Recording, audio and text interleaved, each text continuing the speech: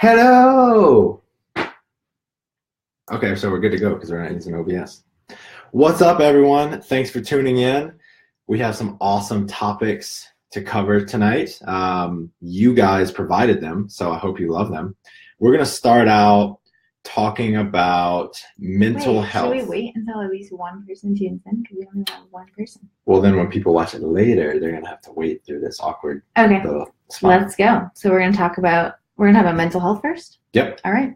So one of the questions was about, someone asked for us to talk about sports psychology and or mental health. And it's the beginning of the year, and we just had, I think it's really important because it's the beginning of the year. We just went through the holidays where we were probably filled with or surrounded by the people that we love, and it was such an exciting time. And I know the beginning of the year can be a little bit depressing for some people because we maybe just left our families, or we're overwhelmed getting back into work, or a number of different things. It's colder. The amount of hours of light in this part, well, I mean, we're in North America, so in this part of the world, is it like that everywhere? Sorry if I don't know. But here, the amount of hours of light are less. So yeah, the Alaskans, they don't have much light. No, I'm just thinking about like in Iceland, sometimes of the year it's like 20 hours. Oh, yeah. Alaska's like that too? Yeah, it's the same. I'm geographically challenged. So we're going to talk about mental health, and the first thing I'm going to talk about is something called negative visualization. A friend of mine and I were talking in the kitchen like 2 mornings ago, and he said that he thinks like gratitude exercises are bullshit, and he doesn't really feel anything from doing them, right? He's tried to like write down things he's grateful for in his journal, and it had really no effect on him. And I can kind of relate to that. I've done a number of different like gratitude exercises in the morning at different times of day, and I can totally relate to just writing down and trying to feel grateful for something, not always being that effective. I think some people are able to really visualize and get into that state of mind. But one exercise that I've found to be actually really, really helpful and really effective is a Stoic principle called negative visualization. So the way that you do it is you think about, say, 1 to 3 things that you're grateful for, right? And so a D is like a really common one for me because I like her. You know, and I can really get into a state of gratitude through this exercise focusing on a D. And the way that you do it, or the way that I do it, is I think about a D, and the negative visualization part of it is I visualize her not being in my life anymore. Maybe she gets hit by a car, she cheats on me and we get divorced, like a number of different like worst possible scenarios that are unlikely but possible. Terrible. And I really put myself in that place. I become present to if that were the case in my life, and it feels really, really shitty, right? I feel like I miss her, and I really visualize what it would be like without her, and it's a terrible feeling. And so when I come back to reality and I realize that she's still here, I'm flooded with this sense of gratitude for her, right? And I am immediately, I don't want to take her for granted. I want to go over and give her a big hug and tell her how much she means to me, and go out of my way to make her day a little bit brighter just because of that little exercise, right? I felt what it would be like for her not to be around anymore. And then in reality, she's still there. Super, super effective exercise that I suggest you do. Yeah, I imagine this kind of thing all the time. Sometimes it's almost so much it could like bring you to tears. Like you'd be so sad without this person, and this is maybe somebody that you don't necessarily show gratitude to that often, or don't even realize that is this important to you. And it can, I think it's really fun. Not fun at all, actually, sorry, not fun.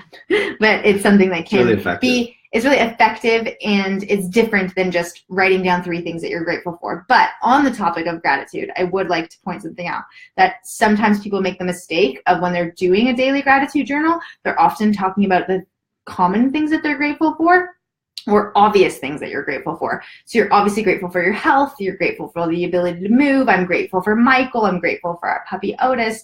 I'm grateful we can have a house to live in. I'm grateful for the food I get to eat. And that's like kind of like the obvious things you'd be grateful for. If you start challenging yourself to be grateful for the not so common things, you can open yourself up to how much there is to be grateful for beyond just those things. So start trying to not repeat yourself with those things, but maybe you're grateful for the man at the coffee shop that held the door open for you earlier today, or you're grateful for the coffee shop you always go to thanks you for being a loyal customer. Like just different things, like maybe the coffee shop itself, you're grateful for the fact that exists. Over here. I'm just like on a roll with that one, but I'm not even a big coffee drinker, but just try and challenge yourself to not stick to being grateful for those things that are just super common and come super easily to you.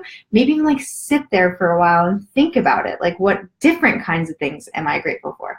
I like that. Yeah, get like real detailed with it. 2 uncommon things that you are grateful for today. 1, you can do 1. We had an exam today for life insurance, and the lady that came over was like really personable and really went out of her way to like connect with us a little bit, right? Like asked us about her life, about our lives, and just really made an attempt to connect when she really didn't have to, and it felt really good. Totally. And an uncommon thing I'm grateful for the people in my life that help me and support me to remain in the United States when I want to stay with my husband. So it might not necessarily be the gym or exercise or food or my husband or my dog or my family. It's just different things. And then I think you start being grateful for so much more than you even expect. Mm-hmm. Like, cause then it turns into a game. Like you're kind of searching for the uncommon things to be grateful for. So you go throughout your day and you're like, oh, this could go in my gratitude journal tomorrow. Like you're looking for the things to be grateful for in the day instead of looking for the things that stress you out or annoy you.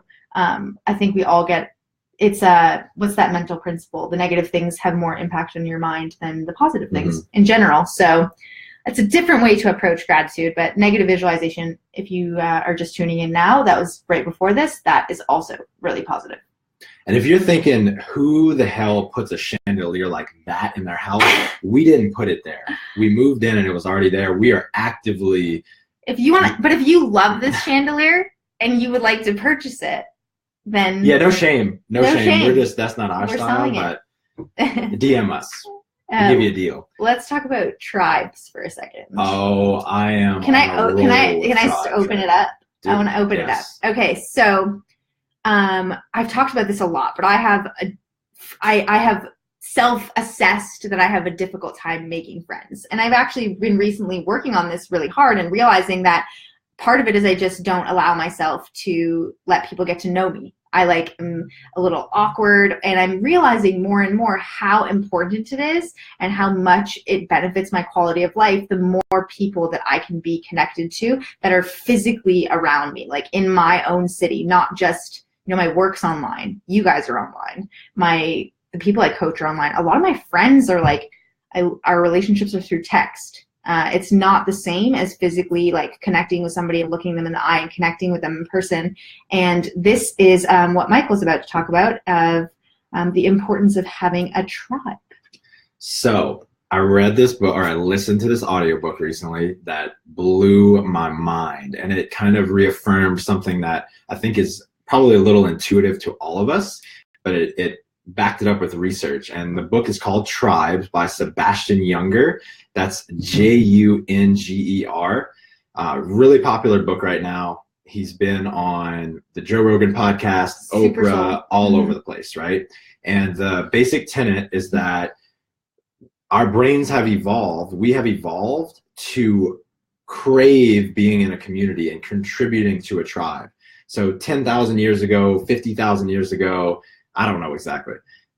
We couldn't survive on our own. No human being could survive on his or her own because we didn't have the resources or the level of consciousness needed to survive, right? We didn't have winter jackets and all these things. So we needed to have a way to survive. And the only way we could do that is by banding together and cooperating and contributing to one another and putting the group's needs before the individual's needs.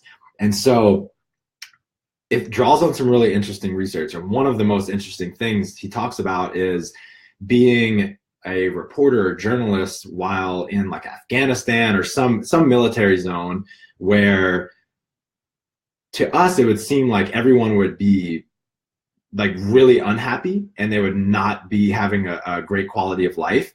But what he noticed is that these people seemed to him happier than people in the States. And it's reaffirmed by a lot of different science. And he realized that a lot of military come home and they wish that they were back in wherever they were serving. And it's because of that tight-knit group in the military, right? They're in a group of like around 50 to 80 people, and they're really looking out for one another. They sleep like near each other. They're in close contact at all times. They know each other like very strongly, and they're incredibly loyal to one another. And the reason that this has impacted me so much is the same reason as Adi just talked about. I work online. Employees and friends are all around the country. My family's in another state. And over the past year, I've felt pretty lonely. And it's come into play in a lot of different areas of my life. And I really didn't know why I've been a little more unhappy than usual. And I think this is the biggest reason, is because we haven't created that real intense tribe mentality here in Austin yet. And when I heard this, my priorities immediately shifted, and we're just fired up about creating our own tribe and being able to contribute to something greater than ourselves. And bottom line is we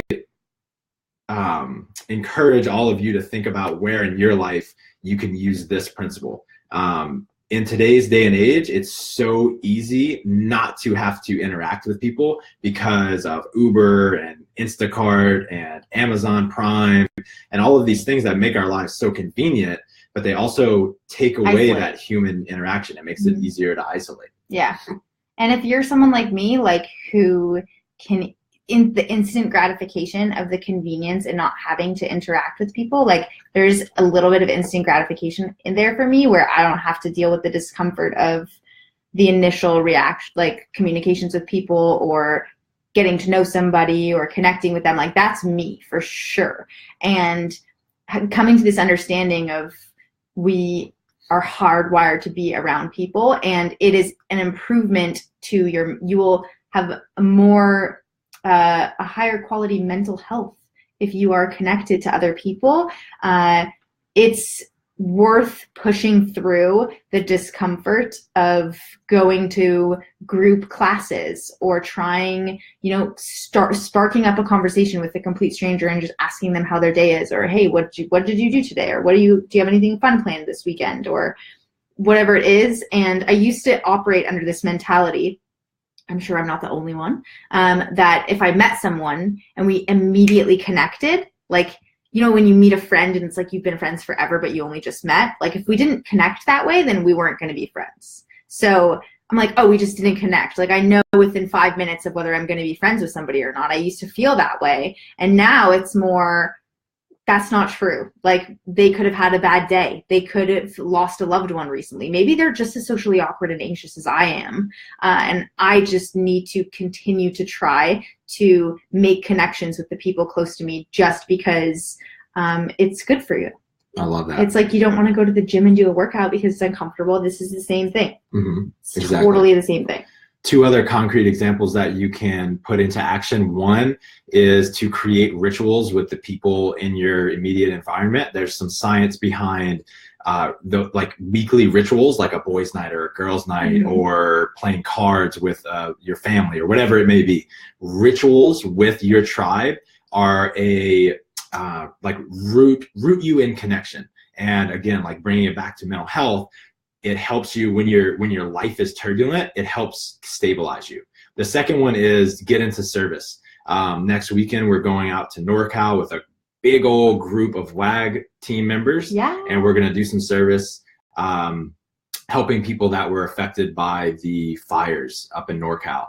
So one of Sebastian Younger's biggest suggestions is he thinks that we should have mandatory service in America, for instance. I think that's a phenomenal idea. And we don't have to wait for that to be mandatory. We can get out into our community right now and start serving, whether it be with the elderly, homeless, addicts, at a school or church, anything you want to do, go and get some service and get outside of your own brain for a second and see what it does for your mental health. Yeah, there's an epic keynote that I watched from a guy named Gary Vaynerchuk, who's a little bit aggressive and like loves to hustle. But I mean, I love him, and I think a lot of the things he says is amazing. And one of the things that Gary Vaynerchuk said in this particular keynote speech was, go to if you want some perspective on your life, go to an elderly home and volunteer and realize how much you have to be grateful for. And it brings you into the present immediately. Like, I have so much life left to live, and it shows you like what actually matters. Being with people that are maybe don't have any family left, or you can be the only person that even cares about them. That's a beautiful thing. Love it. Next one, we're going to talk about a little sports psychology, mindset, however you want to look at it, and we're going through a book called The Daily Stoic, and we're also doing the Daily Stoic Journal. And the first large portion of these readings are about focusing on things inside of your control. First off, getting really clear about what is and is not inside your control, and then focusing on only what's inside of your control, letting go of everything else, and taking productive, effective action towards the things that you can change. And I'm going to use an example of a way that I'm using this in my life right now, and why this is so important for all of us to keep in mind. So I've been working on this talk that matters to me a lot over the past probably 6 months. And it's a talk on improving your self-awareness. The reason that this really matters to me, one, a couple years ago, I had a panic attack at one of the Brute retreats. And I won't go into a long story about exactly what happened, but I had a panic attack and it kind of scarred me. Before that, I was really confident every time I would do public speaking. And ever since then, I've been really afraid. Couple that with this topic just really, really matters to me. I think awareness is a really high leverage thing for human beings to learn about themselves, and something that can have a huge impact on their life. So I'm really emotionally charged over this whole thing.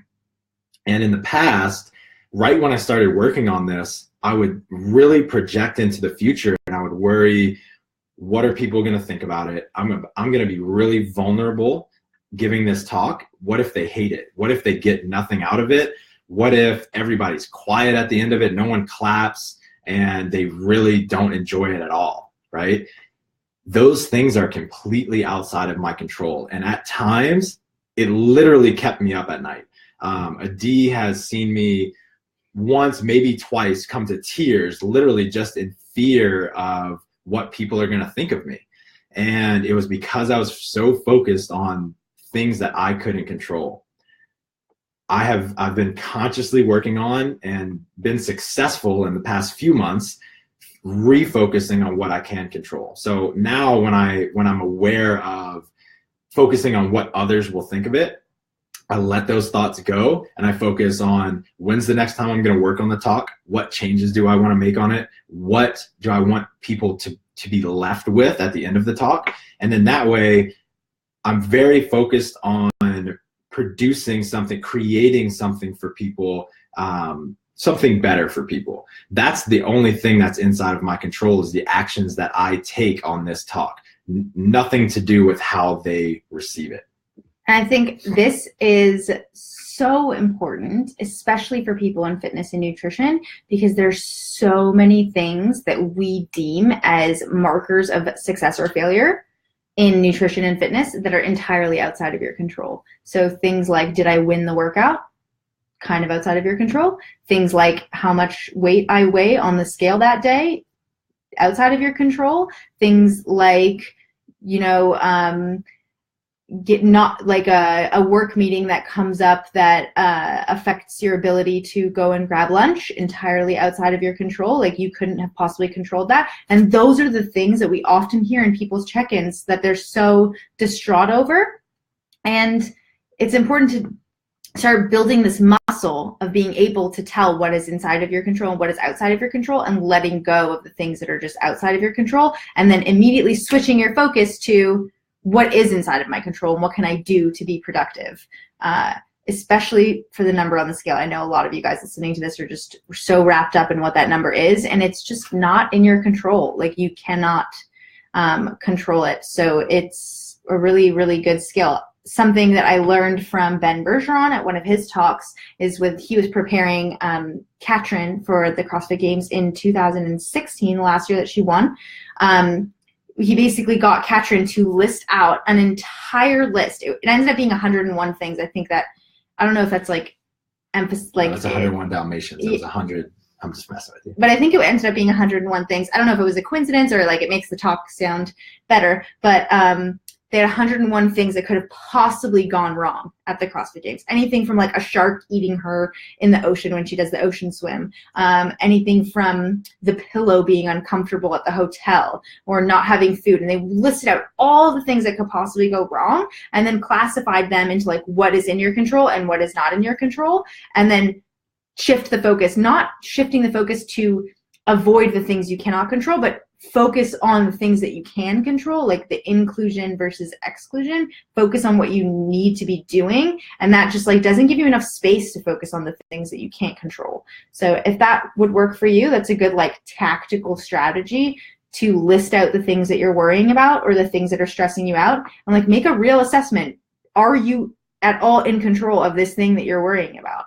And then look at the things that you are actually in control of and start making a plan for action. And if you need to enlist your tribe that we just talked about, enlist your tribe, because that's going to help you connect even deeper. That's great advice. Next, we're going to talk about productivity. I'm not sure exactly what you wanted to hear over this, so we're going to actually talk about quite a few things. We're going to talk about environment, creating a foundation, and then weekly and daily little habits that you can do. And we're going to try to move a little bit quickly because that's kind of a lot. That's a lot. This is a lot of stuff. I think that, yeah, we got all of it? Yep. I could start with environment. Do it. Okay, so Michael and I just listened to a book called The Magical Art of Tidying Up, I think it's called, by Marie Kondo. It's awesome. It's amazing. It's not that long. It's a really tactical book to listen to, and it basically gives you a method of action to organize your physical space in your life. And this, I don't know who's doing an angry face, but this is not something to be angry about. It's really exciting, actually. Focus on what you can control. All right, I can control the angry faces. You're right. So what Marie Kondo talks about is that more than you realize, what's in your physical space is actually taking up mental energy. So one example that's like you open up your closet or your cupboard in your kitchen and you have all of these foods all over the place. I know a lot of people, I've seen people's cupboards in their kitchen, like it goes so deep you don't even know what's behind there. And like once a year you go through and you just throw out a bunch of stuff that you forgot about because it's not organized. But if you had your cupboard organized in a fashion that you knew that everything had a place, it would be easier for you to replace things. You spend less money on things that you don't end up actually eating. And when you open it up, even if you don't realize it consciously, unconsciously, it's adding stress to your life, the disorganization that's in that cupboard that you have to see multiple times a day. And it can even go as far as taking packaged items and putting them into clear containers, because the words on the package can make it look messy too. And it unconsciously is creating chaos and extra stress in your life. So organizing your house and your physical space in a manner that everything has a place. So tidying up is not like a thing you always have to do. It's a thing you literally only have to do one time. So you do this tidying up one time, you organize your life in a manner that everything has a place, every category of things has a place. So there's never going to be a time where it gets messy again necessarily. Like you're not going to have this relapse because you know where that stuff goes. It's not going to be out of order because you've already put things in order. You maybe can explain it from a different perspective if people don't get the way. No, I think that's awesome. Like, yeah, if you want to learn more about it, just go listen to the book. It's really short and it's amazing. It's amazing. The power of like doing what it says in the book is like so. It feels free. Like I can't explain it any other way, but I feel free walking around the house without clutter. So moving on to kind of the foundation of productivity. I should have reordered the way that this section was because environment is a part of the foundation. So think about the CrossFit pyramid. The pyramid goes nutrition, metabolic conditioning, gymnastics, weightlifting, sport, and then you know the WAG nutrition one is consistency, macronutrient or energy balance. No, where's energy balance? What's the same thing? Consistency, macronutrients, micros. Supplements? Timing supplements. The productivity base starts with the basics of energy balance and rejuvenation in general. So one piece of this is environment. Then you have your sleep, your nutrition, how often are you doing rejuvenating activities? And that's going to be different for everyone. For me, it's hanging out with friends. It's reading like a fiction book. It's walking. It's playing sports. It's exercising. For me, it's watching Grey's Anatomy sometimes. Yep. It's relationships. It's your physical activity. Most people think of productivity in terms of like a new app or some like tactic. And those things can be effective, but if your base is not on point, then like the most perfect app in the world is going to be of no avail to you because your energy is all over the place, right? You have ups and downs, and you cannot possibly be as focused and get into that flow state that you need to get into to be as productive as possible. Let's go over a couple weekly and daily things. So I'll tell you about a few things that I've implemented into my week that make a big difference, and then I'll let you share yours. Mm-hmm. So I'll give you 3 things that I've changed in my weekly structure to make me more productive. And they all have to do with the principle of batching activities together. So I am very fortunate enough to have the freedom to arrange my schedule however I want. And I know a lot of people don't have 100% freedom, but almost everyone has some level of freedom to make their schedule the way they want. And I try to batch similar activities as often as possible. So some principles that I have: I never have meetings before noon, or I almost never have meetings before noon, because I want to be able to create in the morning, and I know that I'm most productive in the morning. As soon as I have meetings, I am reacting to the world rather than being proactive. So that's rule number 1. Rule number 2 is I try to only have meetings on Mondays and Wednesdays. I've noticed that if I go team meeting, podcast, write an article, check some emails, and I just kind of rotate in like random order, I'm always in a state of trying to get into focus on this new task. Mm-hmm. And I can never get into that state of deep work, right? Mm-hmm. The third one is I only do podcasts on Tuesdays unless there are a few exceptions. But again, I want to get into a really, really good flow on these podcasts.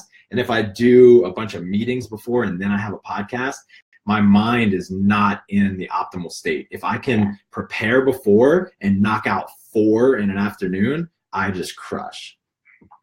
So weekly? Yeah, go weekly or daily. I'm going to talk about some weekly strategies that might be more relevant to most of the people here that don't necessarily have an online job, but something weekly, like either using a meal prep company or having somebody prepare meals for you or preparing meals for you in advance. I mean, I know that we talk about meal prep a lot. Having that stuff ready to go in your fridge is just amazing. Like, I actually, not until I met Michael had I ever done meal prep before. Like, and I had already been owned WAG for over a year. So I had never done meal prep before. I'd been tracking my macros for years and had never, ever done it. And realizing just like the level of space it gave me to do other things when my meal decisions are already made for me, it really is so worth it. There is a little level of discomfort of finding the recipes, but there are certain websites you can use to have people help you do such things like this. Like there's, what was it? The other is care.com. Yep. Care.com is a good website. I mean, trifecta meals are like, you can get items in bulk, so you don't have to have like necessarily a whole entire meal, but you can like mix and match different ingredients. So you can get each ingredient in bulk. I think you can do that with other meal prep companies. So that's like a weekly thing that I think helps make you really productive. What else do I do weekly? Can you think of anything else I do weekly? I can't. What about daily? Daily, things I do daily. That there's a couple things that just are not relatable in this case. I mean, Danny Sheriff, if you're listening to this, you are a daily task I love. One thing I know that everyone can find use out of is... Oh, I make the bed. I do. Nice. I've actually started to wash my face every morning. So washing my face every morning, like cleansing my face, has been a huge daily task that's actually made me more productive. It's like cold water like wakes you up in the morning, not to mention that, but also just like such a good feeling to feel like your face is clean. I don't know how to describe it. So fresh and so clean. Yeah, I started to, so the making the bed is like ingrained. It's good. I don't have to like really focus on that anymore. So I'm focusing on another really simple base of the pyramid task, which is hygiene, washing my face. I've also, for the ladies listening to this, for the longest time, once Michael and I were married, probably even a little bit before that when we were living together, I stopped. I didn't let myself go, but I have this state of being that I call schlum state. And that means I'm in sweatpants and I'm working in pajamas or something like that. And my hair is in a bun on the top. And before I met Michael, I would do my hair every single day. I would make sure, not every day, but I would make sure like I looked presentable, like I could leave the house. And, you know, I'm wearing a necklace today. That's not something I would have done normally. And I had this realization recently, like he wanted to be the kind of guy that didn't care if I got dressed up or not. And I wanted to be the kind of girl that didn't care either. But sometimes just putting on a little bit of eyeliner, sometimes putting a little bit of makeup on and putting on an outfit that's like actually like put together, you know, like good material. I've been revamping my wardrobe. That kind of thing has made me so much more productive just because I feel better about myself. So for ladies or the guys, if you put like an outfit together that makes you feel like, right? Does that work for you too? Yeah, definitely. Yeah. If I'm in sweatpants and like slippers, because we work from home, so we can be in like slippers all day. I almost always put pants on and tennis shoes, or I walk around barefoot because that's healthy for you. But yeah, I try to put pants on because I feel, I don't know, it just feels different. Right. I don't feel like sometimes it doesn't have to make sense. It just works. Nicole asked a question, if we have flexible schedules, do we still try to get up at the same time? Yeah, we do. Yeah, and we try. We're currently not in a good routine with that, but that is absolutely part of that foundation, is going to sleep and waking up at the same time. The problem is that we've made our sleep situation so legit that it's so hard to get out of bed. Daily. My biggest one is when I'm consistent with this, I just crush it during the day, is making my schedule for the next day. Again, because I do have a lot, if I choose, I can have no structure to my day at all. but I plan the day ahead of time, including rest periods, what I'm going to do in the afternoon when I'm off of work, etc. And on that card, so I put it on a little index card. On that card, I write down the 3 most important tasks to get done in the day. And as long as I have the freedom to, I get those tasks done first. Research shows that most people are most productive and have the most mental energy first thing in the morning. Some people are late at night, but most people are in the morning. And then also, it's very common to let the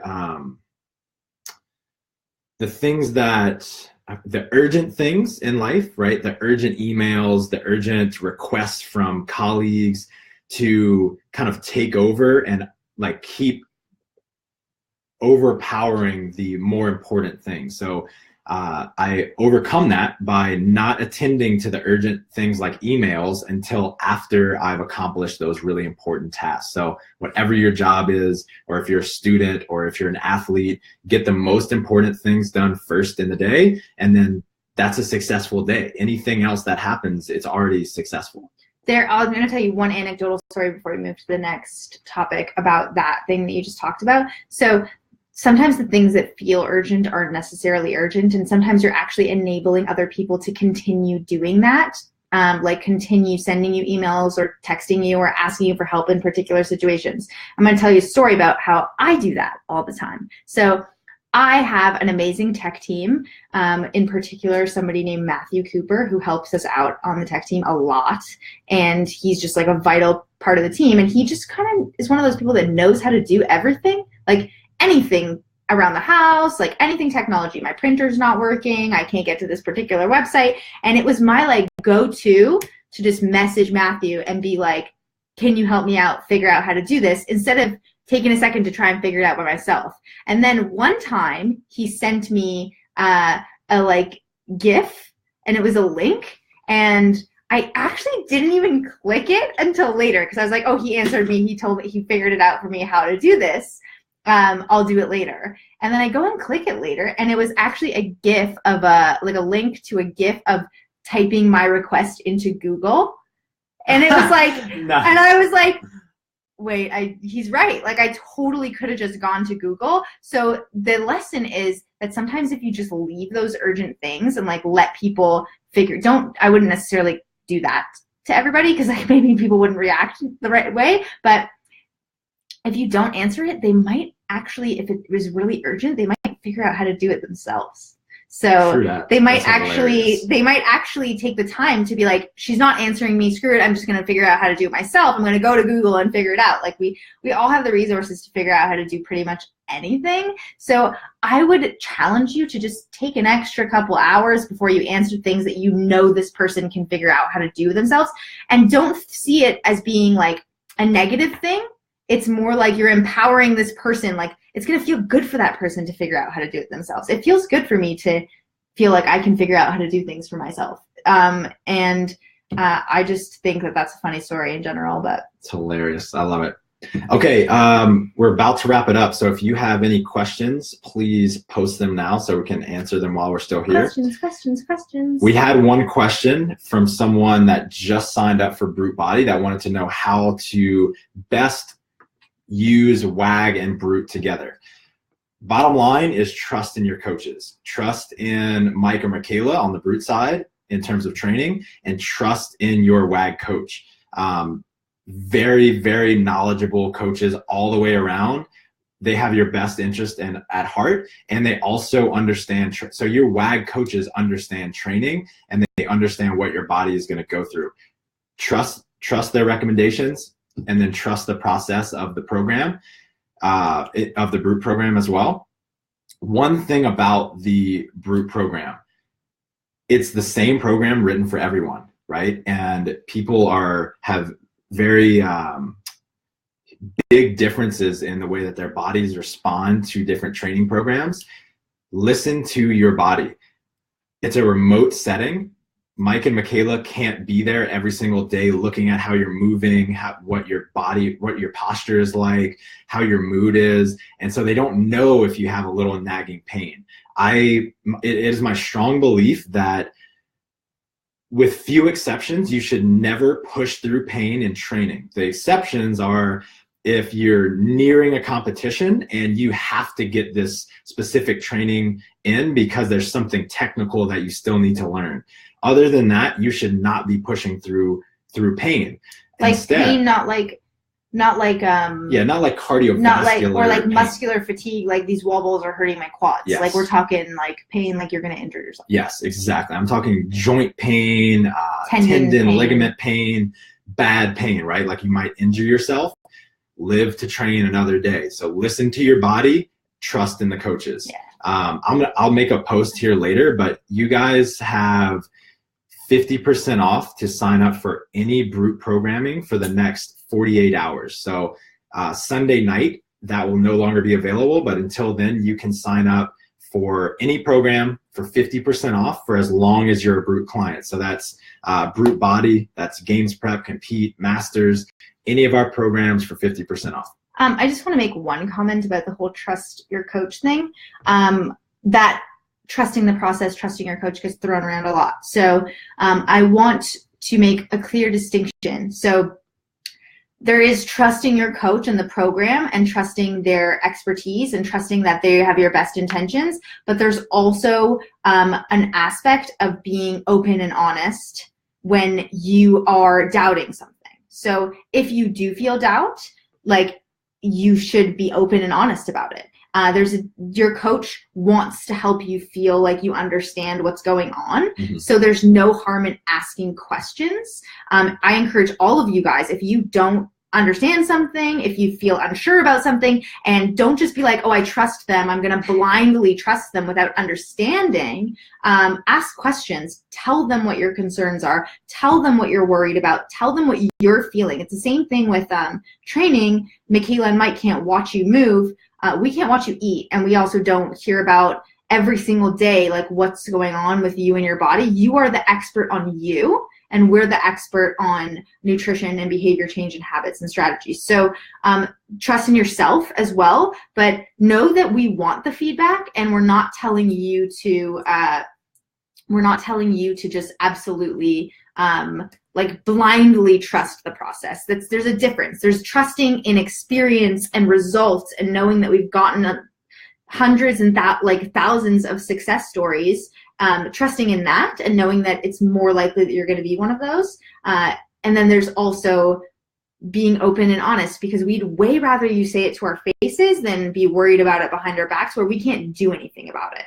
Remember, this is a remote setting, so you being worried about something and not saying it out loud doesn't help anybody. It actually it hurts everybody. It hurts us, it hurts you, and it's a shame. So that's just my little caveat to trusting the process. No, I absolutely love that. The more you understand the program, the more you're going to own and be accountable for your results. And you're just going to get way better results. Yeah. And I want you to know, especially on the WAG side, we are open to the fact that we might have to change things up specifically for you. Like, this is an entirely individual process, and maybe something that works for most of the people that are just like you that we've worked with doesn't work for you in particular. So that open and honesty and vulnerability with your coach is going to help tailor this program more and more towards you. And we're open to doing that for sure.